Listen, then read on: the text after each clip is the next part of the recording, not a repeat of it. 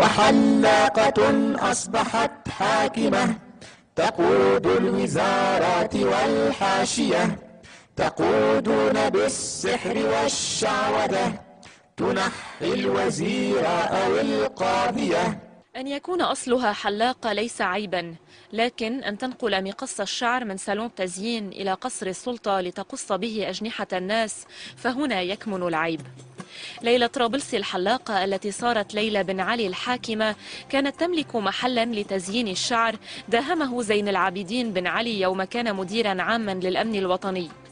المداهمة للمحل المشبوه تحولت فورا إلى قصة حب بين الرجل المتزوج والمرأة المطلقة الطموح، فليلى الآتية من أصول ليبية ومن أكثر الأحياء التونسية فقرا، ومن أسرة ربها بائع خضر وأبناؤها 11، أرادت دوما أن تخرج من دائرة الحرمان إلى دائرة الضوء.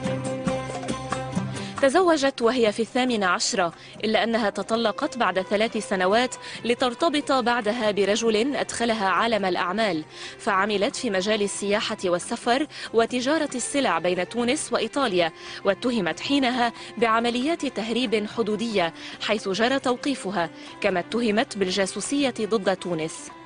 كان ذلك في العام 85 الذي شهد التحول الجذري في حياة ليلى، إذ أمست عشيقة بن علي وأنجبت منه بعد سنة ابنتهما نسرين، غير أنهما لم يتزوجا إلا في العام 92 بعد 5 سنوات على ترأس بن علي تونس وطلاقه من زوجته الأولى. فانتقلت ليلى إلى قصر قرطاج محملة بشخصيتها القوية وبعائلة تغلغلت في زوايا القصر. في أول فترة بقيت في الظل وجمعت الشهادات الثانوية والجامعية الوهمية بمعظمها، وثابرت على الاهتمام بمظهرها.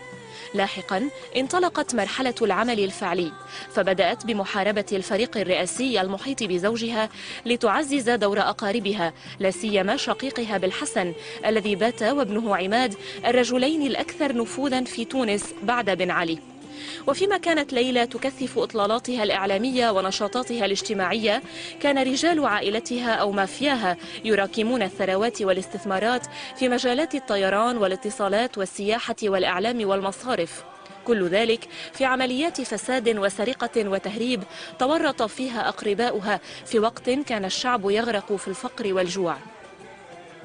حاولت أن تلمع صورتها من خلال تأسيس جمعيات إنسانية والحصول على جوائز بتدبير منها، إلى جانب حرصها على تصوير نشاطاتها إلى جانب المعوزين، لكن ذلك لم يلغي كره التونسيين لها، فلقبوها بحاكمة قصر قرطاج وبليلة جن نظرا لإدمانها على الكحول.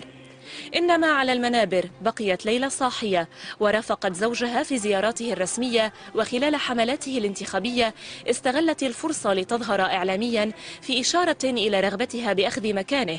وقد كشفت صحيفة لوموند مؤخرا عن مخطط كانت تعد له لتولي الحكم مطيحة بزوجها في العام 2013.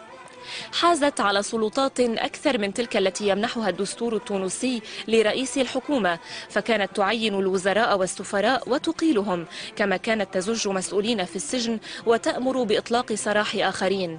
الحاكمة الهاربة مع سبائك الذهب لم تعش يوما في ظل الحاكم، كانت متساوية معه في السياسة والاقتصاد والإعلام، لا بل سبقته في رحلة الفساد والبطش والعنجهية.